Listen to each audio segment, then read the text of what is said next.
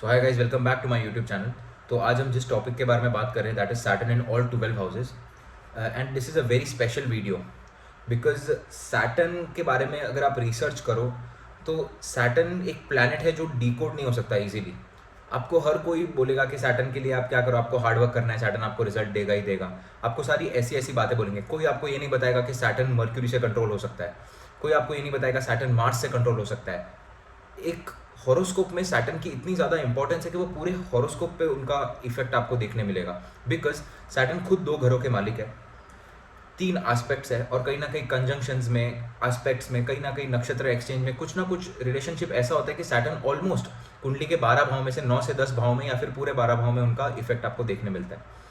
अब secondly, why Saturn is a very very special planet, इसको हम साइंटिफिकली समझने की कोशिश करेंगे पहले तो सैटर्न को जो कुंडली में जो घरों का मालिक बताया गया है वो है 10th और 11th हाउस।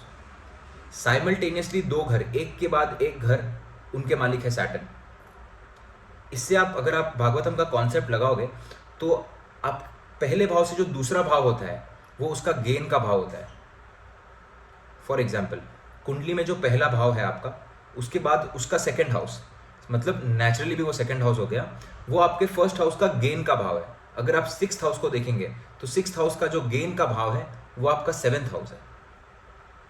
पर यहाँ पर पूरे कुंडली में हर एक को जो लॉर्डशिप मिली गई है वो अलग अलग लॉर्डशिप मिल चुकी है नेक्स्ट हाउस की। So for example, first house के मालिक अगर मार्स है, हम काल पुरुष कुंडली लेंगे तो सेकेंड हाउस का जो कारक तत्व है, वो जो संभालने का जो भी डिपार्टमेंट है वो वीनस को दिया गया है। तो यहाँ पर मार्स के बाद हाफ एनर्जी वीनस के हाथ में भी है। पर सैटर्न के केस में ऐसा नहीं है। आप जो कर्म कर रहे हो 10th हाउस, उसका रिजल्ट 11th हाउस के मालिक भी फिर सैटर्न है। तो आप कर्म कर रहे हो उसके भी मालिक सैटर्न है और आपको जो रिजल्ट मिल रहा है उनके भी मालिक सैटर्न है।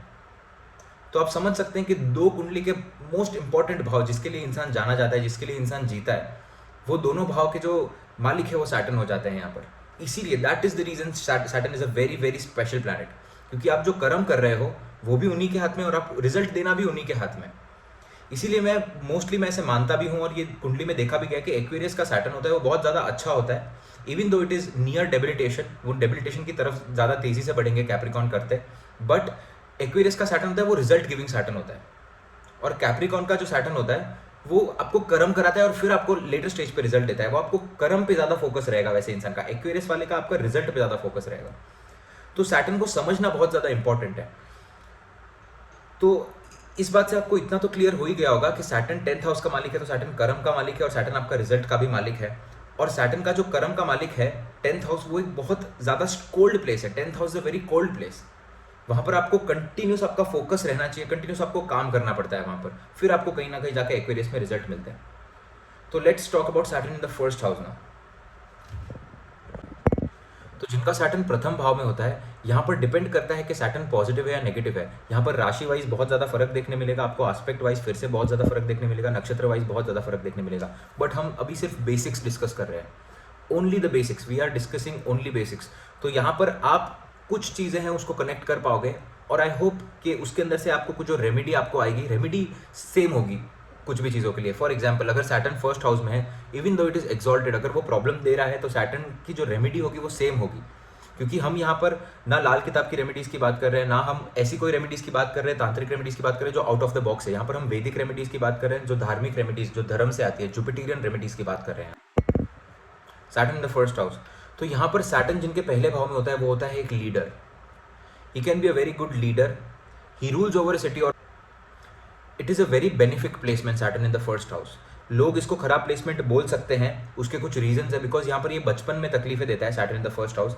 Childhood is troublesome, health problems होती है, हेल्थ प्रॉब्लम से ओवरकम करना पड़ता है इनको बार बार। और वो ओवरकम किस तरीके से करते हैं, तो मार्स की एनर्जी यूज़ करते हैं, एक्सरसाइज करते हैं, योगा करते हैं। इनके लिए yoga is something which they have to do. Saturn in the first house वालों के लिए योगा करना is a very very good remedy, because यहाँ पर उसकी वजह से जुपिटर और मार्स बैलेंस्ड होगा। और सैटर्न जहाँ से एनर्जी ले रहा है फर्स्ट हाउस से, नेचुरल कारक तत्व जिसका मार्स है, अगर यहाँ पर मार्स की हेल्प मिल जाए योगा की वजह से तो सैटर्न यहाँ पर बैलेंस्ड हो जाता है।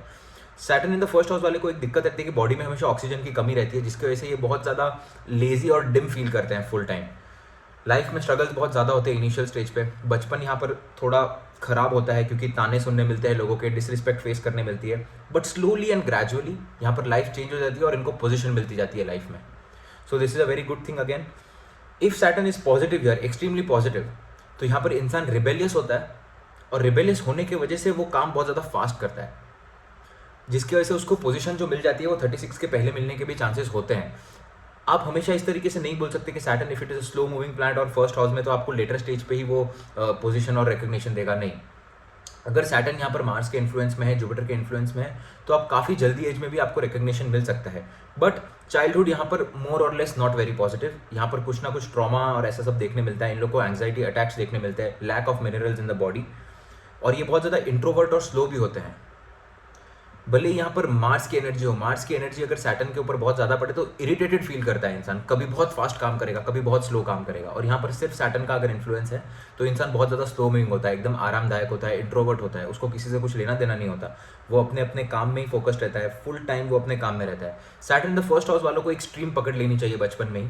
ये इनके लिए बहुत अच्छी रेमेडी होती है कि अपनी खूबी को पहचाने और अपनी एक स्ट्रीम पकड़ ले, और वो स्ट्रीम में कंटिन्यूसली लॉन्ग टर्म तक काम करें. अगर इन्होंने बचपन से ये काम करना चालू कर दिया तो टिल द एज ऑफ 25-26 ये लोग उस काम में इतने ज़्यादा एक्सपर्ट हो जाते हैं, बिकॉज यहाँ पर डाइवर्जन नहीं होता, स्ट्रेट लाइन है सैटर्न, फोकस्ड एकदम.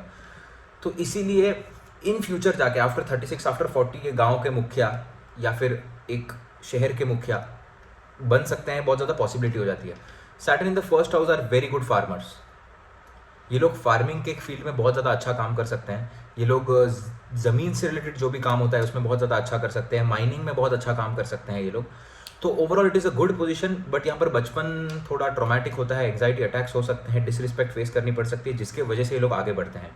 सैटर्न पहले कुछ तो लेते हैं और फिर आपको छप्पर फाड़ के देते हैं. तो ये वही बात है कि आपका चाइल्डहुड आपसे ले लिया जाता है और उसके बदले आपको एक सक्सेसफुल एक एंटरप्रेन्योर करियर देखने मिलता है. यहाँ पर इज्जत भी इनको लोग देते हैं. बट सन जो फर्स्ट हाउस में है और सैटर्न जो फर्स्ट हाउस में, इसमें डिफरेंस क्या है इज्जत में, कि सन इन द फर्स्ट हाउस वो ऑलरेडी राजा होता है, उसको लोग ऑलरेडी राजा की नज़र से देखते हैं. Saturn in the first house वाला खुद के दम पे राजा बनता है.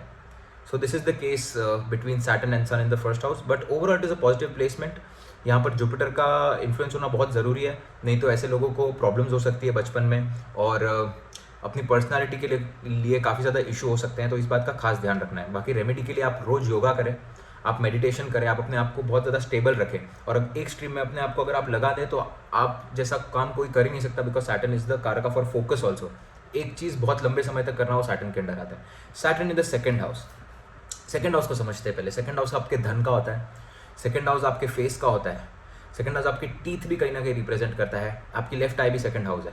तो यहाँ पर these people have unpleasant face. बुढ़ा जो शक्ल बोल सकते हैं इस चीज़ को. आप कुछ लोगों को देखते हैं और आपको ऐसे लगता है कि यार this guy is only 20 years old, 21-22 साल की उम्र है, बट ये दिख 30 साल जैसा क्यों रहा है. तो इसका मतलब है कि उसके सेकंड हाउस पे कहीं ना कहीं सैटर्न का इन्फ्लुएंस है. तो ये लोग बुढ़े दिखना शुरू हो जाते हैं बहुत जल्दी. इसका मतलब अनप्लेजेंट फेस का मतलब जो एक स्तोत्र दिया गया है फल दीपिका में, यहाँ पर अनप्लेजेंट फेस का मतलब ऐसे भी हो सकता है कि नॉट वेरी नेचुरली ब्यूटीफुल. कुछ लोग होते हैं कि इतना प्लेजेंट नहीं दिखते बट तो भी वो ब्यूटीफुल होते हैं. जैसे उनके दांत होते हैं बहुत ज़्यादा लीन, ऐसे लाइन में नहीं होते दांत, बहुत ज़्यादा हे वायर तरीके में होते हैं, बट तो भी वो ब्यूटीफुल दिखते हैं. तो that is second in the second house, Saturn in the second house. यहाँ पर अगर वीनस का इन्फ्लुएंस आया तो वो ब्यूटीफुल भी दिख सकते हैं. बट यहाँ पर ऐसे लोगों को ओल्ड एज जो होती है ऐसे लोगों को जल्दी पकड़ती है, मुंह पे रिंकल्स बहुत जल्दी आ जाते हैं. तो ये एक प्रॉब्लम हो जाती है. यहाँ पर फैमिली से सपोर्ट नहीं मिलता. सैटर्न इन सेकंड हाउस आप कितना भी पॉजिटिव रहो, यहाँ पर अनलेस एंड अनटिल यहाँ पर जुपिटर और मर्क्यूरी साथ में ही बैठ जाएं तो बहुत अलग बात है. बट अगर यहाँ पर सैटर्न पॉजिटिव भी है तो फैमिली से इतनी बन नहीं पाती, फैमिली इतना सपोर्टिव नहीं होती. और इनको बचपन में, इनको भी एज फर्स्ट हाउस, इनको भी ह्यूमिलिएशन बचपन में फेस करना पड़ता है. Saturn in the second house 36 की उम्र के बाद पैसा बहुत अच्छा जमा करते हैं, लोगों को बहुत अच्छा गाइडेंस दे सकते हैं. These people are very good teachers. Problem ये है कि जो इनकी जन्म स्थल है जहाँ पर ये पैदा हुए वहाँ पर इनको सक्सेस मिलने में बहुत ज़्यादा दिक्कत आती है. तो इनको घर से दूर जाना पड़ता है सक्सेस के लिए. और फॉरेन लैंड में इनको बहुत अच्छा सक्सेस मिलता है, बहुत अच्छा नाम मिलता है, बहुत अच्छा काम मिलता है. तो ये है, पॉवर्टी फेस करनी पड़ती है बचपन में, सारी ज़रूरतें पूरी नहीं हो पाती. फैमिली में कहीं ना कहीं प्रेशर रहता है पैसे का, तो ये लोग बहुत जल्दी उम्र से अपना पैसा कमाना चालू कर देते हैं. कोई भी लेबर के काम से या फिर छोटे छोटे कामों से ये लोग अपना पैसा कमाना शुरू कर देते हैं. तो इनका बचपन फिर से इतना अच्छा नहीं जा पाता. बट वो भी एक तरीके से ठीक है क्योंकि आगे इनको बहुत कुछ मिल जाता है. After the age of 36 these people are very very successful. They can accumulate a lot of money. यहाँ पर डिपेंड करता है सैटर्न कितना पॉजिटिव है और सैटर्न कितना नेगेटिव है. But overall this is a good placement. Initial stage पे आपको फिर से आपको स्ट्रगल देती है, बट लेटर स्टेज पे वो आपको हैप्पी बनाती है। यहाँ पर एक और बात है कि these people are not very culturally aligned.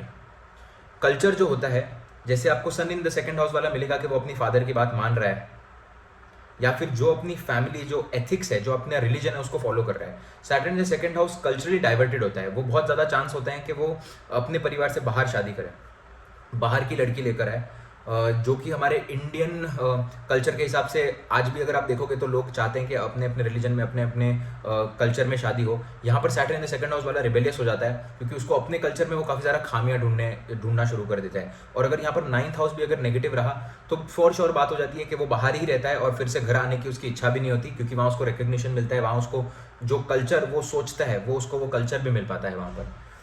तो यहाँ पर सिर्फ ये एक दिक्कत है कि वो ज़्यादा ही आउटलाइन पे ना चले जाए, जिसकी वजह से उसको प्रॉब्लम हो। Saturn in the second house वाला बहुत ज़्यादा गालियाँ देता है, इसका उसको कंट्रोल करने की बहुत ज़्यादा ज़रूरत है। बहुत ज़्यादा कर्स करता है लोगों को, जिसकी वजह से उस पर नेगेटिव इफेक्ट्स आ सकते हैं। अगर ये 2-3 चीज़ें कंट्रोल कर ली तो यहाँ पर सैटर्न बहुत ज़्यादा बेनिफिट हो सकता है। सैटर्न इन सेकंड हाउस वाले को हमेशा ध्यान रखना चाहिए कि स्मोकिंग, ड्रिंकिंग, ये सब चीज़ों से दूर रहे। आप बहुत प्रोन हो। Saturn in the second house वाले ही लोग होंगे जिनको लोग आके सामने से ऑफर करेंगे कि यार एक बार सिगरेट पी कर तो देखो, एक बार दारू टेस्ट कर तो देखो, और ये लोग होंगे जो उस चीज़ से एडिक्टेड हो सकते हैं। तो बहुत ज़्यादा ध्यान रखना है Saturn in the second house वालों को। यहाँ पर एक बहुत बहुत अच्छी रेमेडी है। सैटर्न इज द कारका ऑफ सैक्रिफाइस। सैटर्न को समझने की कोशिश करें कि सैटर्न खुश तभी होते हैं जब आप कुछ चीज़ का सैक्रिफाइस कर देते हो। आप में कितना भी दिमाग हो, जब तक आप सैक्रिफाइस नहीं करोगे, जब तक आप उतना एफर्ट पुट इन नहीं करोगे, तब तक सैटर्न रिजल्ट्स नहीं देंगे। तो Saturn in the second house में सैक्रिफाइस अगर आपको क्रिएट करना है तो ये मौन व्रत रखना, it is a very good remedy for Saturn in the second house. Saturn दूसरे घर वालों को दिन में 1 घंटा मौन रहना चाहिए, जिसकी वजह से उनका सैटर्न बैलेंस्ड रहेगा। खाने से पहले बहुत ज़्यादा थैंक्स बोलना चाहिए। खाने से पहले किसी और को एक निवाला खाना खाने का दे देना चाहिए, जिससे आप सैक्रिफाइस कर रहे हो, कुछ ना कुछ आप दे रहे हो। तो जब आपको हाउस की एनर्जी नगेट करनी है और अगर आप कुछ दे रहे हो तो वो हाउस का जो प्लैनेट है वो बैलेंस्ड होते जा रहा है। तो फर्स्ट रेमेडी यहाँ पर ये है कि आप 1 घंटा मौन रहे दिन में। सेकंड कि आप खाने से पहले अपना एक निवाला किसी को दे दें या फिर किसी एनिमल को दे दें। ये पितरों के लिए भी बहुत अच्छी रेमेडी होती है कि आप पहला निवाला तोड़ें, थाली के ऊपर 3 बार घुमाएं, नवकार मंत्र का जाप करें। नवकार मंत्र जैन में एक बहुत ज़्यादा पावरफुल मंत्र रहता है। It is a very beneficial mantra for Saturn in the second house. आप गायत्री मंत्र का जाप करें और फिर वो जो है आपका निवाला वो साइड में रख के दे दें और फिर वो बर्ड्स को डोनेट कर दें। अ very good remedy for Saturn in the second house. Placement कभी कभी ट्रिकी हो सकती है, फैमिली के हिसाब से एंग्जाइटी अटैक्स दे सकती है, बट कुछ चीज़ों का ध्यान रखना चाहिए। जैसे कि मैंने पहले भी बताया, बोलने का ध्यान रखना चाहिए, नशों से दूर रहना चाहिए और किसी को कर्स नहीं करना चाहिए। Saturn in the third house, these people have broad thinking. Third house है वो सेल्फिश हाउस है बहुत ज़्यादा। यहाँ पर सैटर्न जैसा प्लैनेट चाहिए जो खुद भी एक सेल्फिश प्लैनेट आप बोल सकते हैं। यहाँ पर इंसान जब थर्ड हाउस में आता है तो उसकी थिंकिंग बहुत ज़्यादा ब्रॉड हो जाती है। उसको बहुत ज़्यादा चाहिए, वो अब थोड़े में वो सेटिस्फाई नहीं होगा, उसको ज़्यादा चाहिए। अब तो ब्रॉड थिंकिंग हो जाती है, बहुत ज़्यादा हार्ड वर्किंग होता है वो। He is happy in relationships also, is very motivated to work hard and gain some position. Saturn in the third house वाला हमेशा सोचेगा कि मैं मोटिवेटेड, हमेशा सोचेगा कि मुझे एक पोजीशन चाहिए, वो हमेशा मोटिवेटेड रहेगा काम करने के लिए। थर्ड हाउस का कारक जैसे हम सबको पता है मार्स है, तो यहाँ पर आपको मार्स की भी एनर्जी देखने मिलती है और मार्स और Saturn is a good combination. दोनों प्लैनेट कहीं ना कहीं थोड़ा जुपिटर के इन्फ्लुएंस में होने चाहिए, तो ये कॉम्बिनेशन बहुत अच्छे से काम करता है। These people are intended to work hard and they don't expect so much. ये लोग एक्सपेक्टेशन नहीं रखते इतनी किसी से, इसीलिए लाइफ में खुश रहते हैं और ये वैसे भी इनका इंटेंट हाई होता है, तो जितना मिलता है उसमें बहुत ज़्यादा खुश हो जाते हैं। यहाँ पर अगर सैटर्न नेगेटिव है तो these people don't work hard and they procrastinate a lot. Third house आपके कर्म का है, अगर यहाँ पर सैटर्न नेगेटिव हो गया तो सैटर्न वैसे भी प्रोक्रेस्टिनेशन का कारक है, तो बहुत ज़्यादा प्रोक्रेस्टिनेट करते हैं, जिसकी वजह से लाइफ में लोग बहुत ज़्यादा आगे नहीं बढ़ पाते।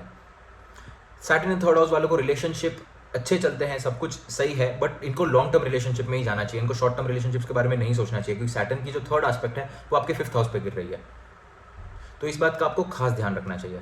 बाकी overall it is a good position. आपको हार्ड वर्क करना चाहिए, आपको उसका रिजल्ट मिलता ही मिलता है, क्योंकि सैटर्न सप्तम भाव से भाग्य को दिखता है। तो अगर आप हार्ड वर्क करेंगे तो शक्ति स्थान यहाँ पर भाग्य हो गया, तो शक्ति जो आएगी वो भाग्य से आएगी आपके।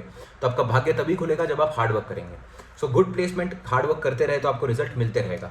Saturn in the 4th house, so this placement can be positive और कैन बी नेगेटिव। ये पॉजिटिव भी हो सकती है, नेगेटिव भी हो सकती है, depending upon the sign with Saturn is in और aspects and everything which I spoke about earlier. But basic के बारे में बात करेंगे। दीज पीपल आर ट्रबल्ड, ये लोग हमेशा परेशानी में रहते हैं, कोई ना कोई प्रॉब्लम्स इनको लाइफ में आती रहती है। डिफ़िकल्ट टू बिल्ड होम, अगर पूर्वजों का बाप दादाओं का घर अगर है तो ठीक है, बाकी नहीं तो उनको डिफिकल्टी होती है होम बिल्ड करने में।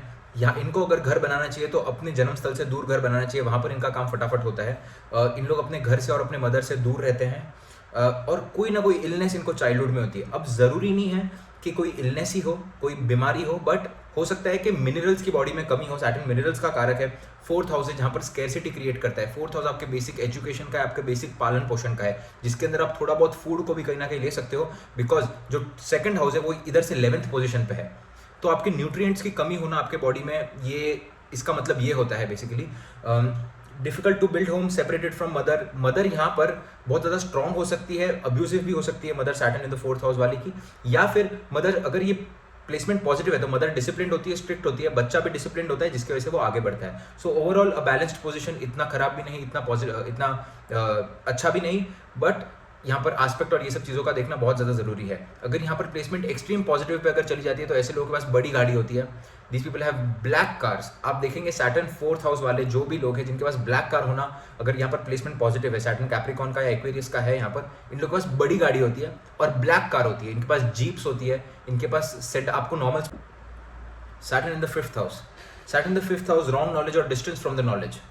यहाँ पर इनको, इनके साथ एक बहुत ज़्यादा खराब बात यह है कि इनको जिस भी चीज़ के बारे में नॉलेज अटेन करना है, फॉर एग्जांपल किसी बंदे को हैकिंग सीखनी है और वो Saturn in the 5th house है, तो उसको बहुत ज़्यादा एक्सपेरिमेंट करना पड़ेगा, बहुत ज़्यादा टीचर्स को ढूंढना पड़ेगा, बहुत ज़्यादा स्ट्रगल करना पड़ेगा, उसको राइट नॉलेज मिलने के लिए बहुत ज़्यादा डिस्टेंस हो जाता है वो राइट नॉलेज से। उसको राइट नॉलेज जो एक पर्टिकुलर, पता है एक चीज़ होती है कि आपको वो चीज़ मिल गई, that is the key for unlocking all the doors. वो जो की होती है नॉलेज की, वो मिलने में इनको बहुत ज़्यादा प्रॉब्लम होती है। So these people are distance from knowledge, और जिसके वजह से अर्ली स्टेज पे इनको सही चीज़ें, सही नॉलेज नहीं मिल पाता, जिसकी वजह से लाइफ में लोग स्ट्रगल करते हैं। कनिंग होते हैं बहुत ज़्यादा, दिमाग से बहुत ज़्यादा शार्प होते हैं, किसी का खराब भी कर सकते हैं ये लोग। They can not take jokes easily. Humour जो होता है, ह्यूमर इनके समझ नहीं आता, तो बहुत ज़्यादा सीरियस हो जाते हैं और बहुत ज़्यादा ऑफेंसिव फील करते हैं बहुत जल्दी। थोड़ा इनका लो मूड रहता है, और बच्चों के साथ भी इनकी नहीं बनती, रिलेशनशिप्स भी इनके कामयाब नहीं हो पाते, बहुत ज़्यादा सैक्रिफाइस के बाद रिलेशनशिप इनका काम करता है। तो overall it is not a very positive placement. यहाँ पर जुपिटर का इन्फ्लुएंस होना बहुत ज़्यादा जरूरी है, बिकॉज ये पक्का घर जुपिटर का है, और नॉर्मली अगर आप देखेंगे काल पुरुष कुंडली के हिसाब से तो ये घर सूर्य का है। सो इसलिए यहाँ पर बैलेंस सैटर्न को करना बहुत ज़्यादा इंपॉर्टेंट है। यहाँ पर अगर आप सैटरडेज के दिन पे उपवास करें, आंबिल करें, तो बहुत अच्छी रेमेडी हो सकती है 5th हाउस के सैटर्न को बैलेंस करने के लिए। Saturn in the 6th house. Saturn in the 6th house is a very positive placement. It is creating a very very positive shatruhanta yoga. शत्रुहंता योग क्या है? 6th हाउस आपके रोग, ऋण और शत्रु का है, तो यहाँ पर आप पे रोग हावी नहीं हो पाते, आप पे शत्रु हावी नहीं हो पाते। जैसे मैंने बताया सैटर्न आप सैक्रिफाइस का कारक है, तो आप रोग का सैक्रिफाइस करते हो, आप शत्रु का सैक्रिफाइस करते हो, आप डेट का सैक्रिफाइस करते हो यहाँ पर, तो लोग आपको इजीली डोमिनेट नहीं कर पाते। And these people have a very strong digestive system. सिर्फ ट्रैक होता है इंटेस्टाइन से लेकर आपका एनस तक, ये पूरा का पूरा जो डिपार्टमेंट है बॉडी में, ये सैटर्न के अंडर आता है और 6th हाउस के अंडर आता है। ये Saturn in the 6th house होता है, तो इसका डाइजेस्टिव सिस्टम बहुत ज़्यादा स्ट्रांग हो जाता है, जिसकी वजह से ये लोग खा पी सकते हैं अच्छे से, इन पालन पोषण इनका काफ़ी ज़्यादा अच्छे से हो सकता है। दीज पीपल आर वेल्दी, क्योंकि ये डोमिनेटिंग होते हैं, इनको पता है काम कैसे निकलवाना है 6th हाउस, तो ये वेल्दी होते हैं। ओवरकम करते हैं एनिमीज़ को, स्ट्रॉन्ग विल्ड होते हैं। जब ये एनिमीज़ को ओवरकम करते हैं, इसके वजह से इनका कॉन्फिडेंस बहुत ज़्यादा हाई रहता है, तो ये स्ट्रॉन्ग विल्ड हो जाते हैं, सेल्फ रिस्पेक्टिंग होते हैं। यहाँ पर एक प्रॉब्लम है Saturn in the 6th house वालों को, ऐसे लोगों पर आप ज़्यादा भरोसा नहीं कर सकते। You can not trust people with the Saturn in the 6th house, ये आपको धोखा दे सकते हैं। 12th हाउस को ये क्लियर एस्पेक्ट करता है, तो ये फॉरेन गेन्स को भी कहीं ना कहीं बताता है Saturn in the 6th house. Saturn in the 7th house, अब आपको बहुत लोग बोलेंगे Saturn in the 7th house is a very good placement, यहाँ पर एक्सॉल्टेशन की पोजीशन है, फलाना ढिमका, बहुत कुछ बोलेंगे, but Saturn in the 7th house according to me it is not a very good placement. These people, 7वां जो घर है वो घर एक मिलाप का घर है, वो आपके शादी का घर है, आपके पार्टनरशिप का घर है। आप वो चीज़ को सैक्रिफाइस नहीं कर सकते, राइट? और वो एक तरीके से आपकी सेक्सुअल टेंडेंसीज का भी घर है। तो यहाँ पर जब Saturn in the 7th house आता है, तो इंसान सैक्रिफाइस करता है सेक्सुअल टेंडेंसीज का अपने, उसको he is very uninterested in sexual pleasures, जिसके वजह से अपने पार्टनर को वो लोग सेटिस्फाई नहीं कर पाते हैं, उसकी वजह से उनके मैरिड लाइफ में प्रॉब्लम्स आती है। These people are always attracted to the partners who are older to them, और bad partners, you can say toxic लोग, ऐसे लोगों को पसंद आते हैं। अगर Saturn in the 7th house है, तो उसको बंदा ऐसा पसंद आएगा सामने वाला जो कि बहुत ज़्यादा टॉक्सिक है, बहुत ज़्यादा नशे करता है, या फिर उनका अट्रैक्शन का जो एक क्राइटेरिया होता है, वो क्राइटेरिया ही थोड़ा सा अलग हो जाता है।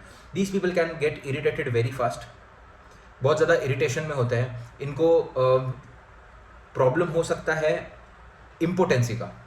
यहाँ पर अगर सैटर्न के साथ कहीं मर्क्यूरी का इन्फ्लुएंस है, मर्क्यूरी के नक्षत्र में, या मर्क्यूरी साथ में बैठ जाए और वीनस और जुपिटर यहाँ पर अगर लेना देना नहीं है उनका, तो यहाँ पर इम्पोर्टेंसी का प्रॉब्लम बहुत हॉरोस्कोप में देखा गया है। I can show you 10 charts जहाँ पर आपको सैटर्न और मर्क्यूरी साथ में मिले 7th हाउस में, जिनको इम्पोर्टेंसी का प्रॉब्लम हुआ है। तो यहाँ पर बहुत ज़्यादा ट्रिकी प्लेसमेंट हो सकती है ये। इसको बैलेंस आउट आप कर सकते हैं वीनस की मदद से सिर्फ, तो उसके लिए भी एक अलग रेमेडीज होती है, अलग आपके मंत्रज होते हैं जो आपको करना चाहिए स्पेसिफिकली। यहाँ पर एनर्जी चेंज ज़्यादा करना जरूरी है 7th हाउस में, रादर देन डूइंग कार्मिक रेमेडीज हियर। तो इन लोगों को ध्यान रखना चाहिए कि मेडिटेशन करें एटलीस्ट, ताकि अपने आप को ये थोड़ा बैलेंस्ड रख पाएँ। और स्पाउस इनके ओल्डर ही होते हैं मोस्ट प्रोबेबली, और पार्टनरशिप किसी से भी बिजनेस में करें या किसी भी करें तो काफ़ी ज़्यादा ध्यान रखें। Saturn in the 8th house, these people are dirty. थोड़ा सा ये लोग को क्लीनलीनेस का ध्यान नहीं रख पाते ये लोग, तो हाइजीन प्रॉब्लम्स हो सकती है इनको बॉडी में फंगस प्रॉब्लम हो सकती है। These people are disrespected by relatives and friends इनकी इतनी कदर नहीं करते अर्लियर स्टेज पे, बाद में आगे जाकर कदर करते हैं, बिकॉज ये लोग रिसर्च करते हैं 8th हाउस के बेसिस पे, जिसके से नॉलेज गेन करते हैं और नॉलेज लोगों को बांटते हैं। That is all together complete thing, but initial stage पे इनकी रिस्पेक्ट नहीं कर पाते। These people are very slow, very long lived, but with health problems. तो ये लोगों की उम्र बहुत ज़्यादा लंबी होती है, बट हेल्थ प्रॉब्लम्स इनको होती रहती है। यहाँ पर बहुत ज़्यादा डिपेंड करता है कि सैटर्न कुंडली में किस भाव का मालिक होकर अष्टम स्थान में बैठे। बहुत बार ये प्लेसमेंट पॉजिटिव भी देखी गई है, पैसा भी देती है इंसान को, फाइनेंस के फील्ड से पैसा देती है। Slow spiritual progress, and always these people are the people who engage in debates. अगर कहीं भी डिबेट चल रहा है तो ये लोग होंगे ये लोग ही होंगे जिनके साथ लोग डिबेट में एंगेज हो जाते हैं। तो ये बहुत ज़्यादा आर्ग्यूइंग होता है और स्लो स्पिरिचुअल प्रोग्रेस होती है। इतनी स्पिरिचुअल प्रोग्रेस इनकी फास्ट नहीं हो पाती। तो अगर स्पिरिचुअल प्रोग्रेस आपका एम है तो यहाँ पर आपको डबल एफर्ट्स डालने पड़ते हैं if Saturn is in the 8th house. But उम्र के हिसाब से बहुत अच्छी है कि लोगों को लंबी उम्र देती है। और एक और है कि यहाँ पर लोगों को गड़ा हुआ जो धन होता है वो मिल सकता है। यहाँ पर गड़ा हुआ धन किस फॉर्म में, मैं यहाँ पर सोने की बात नहीं कर रहा हूँ, चांदी की बात नहीं कर रहा हूँ, मैं यहाँ पर बात कर रहा हूँ रॉ फॉर्म में इनको मिल सकता है। पेट्रोल हो गया, फॉसिल फ्यूल्स हो गए, ये फॉर्म में इनको बहुत बड़ा धन मिल सकता है अगर सैटर्न अष्टम स्थान में पॉजिटिव है। अगर ये लोग माइनिंग के फील्ड में जाएं तो इन लोग बहुत बहुत ज़्यादा पैसा कमा सकते हैं। Saturn in the 8th house mining के फील्ड से बहुत ज़्यादा पैसा देता है। Saturn in the 9th house, यहाँ पर पहले बात करेंगे फादर की।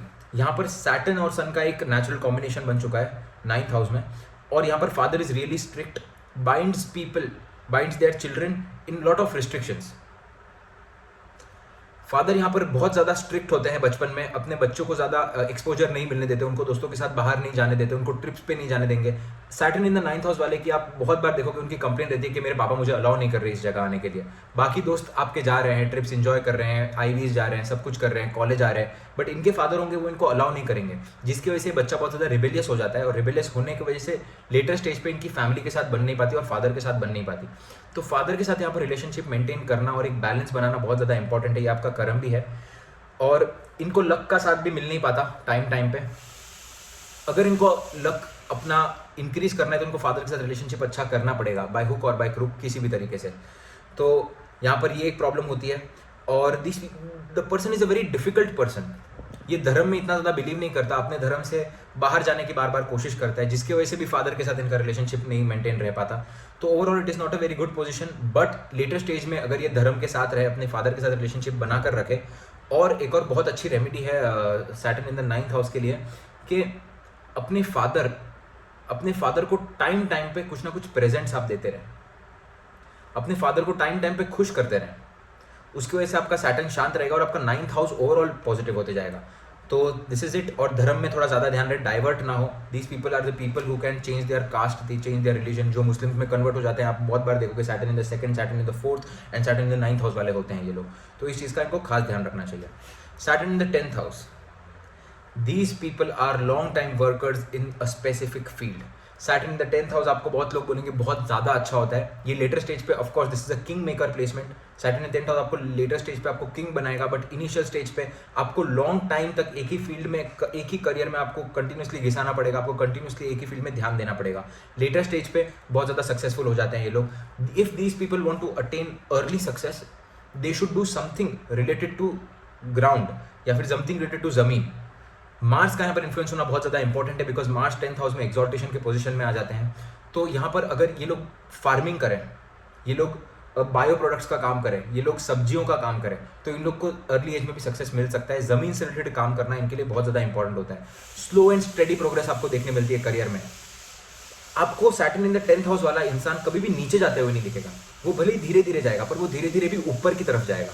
सो this is a good thing about Saturn in the 10th house. Very good farmers, बहुत अच्छे फार्मिंग लैंड में ये लोग काम कर सकते हैं। अगर ये लोग ज़मीन लेकर गांव में जाकर अगर अपनी खेती बाड़ी से अगर पैसा कमाने की कोशिश करें, सो these people can do very good. Same goes with Saturn in the 4th house वाला भी, अगर अपनी नेटिव प्लेस से दूर जाकर कहीं फार्मिंग का काम करें तो बहुत ज़्यादा अच्छा होता है ये प्लेसमेंट।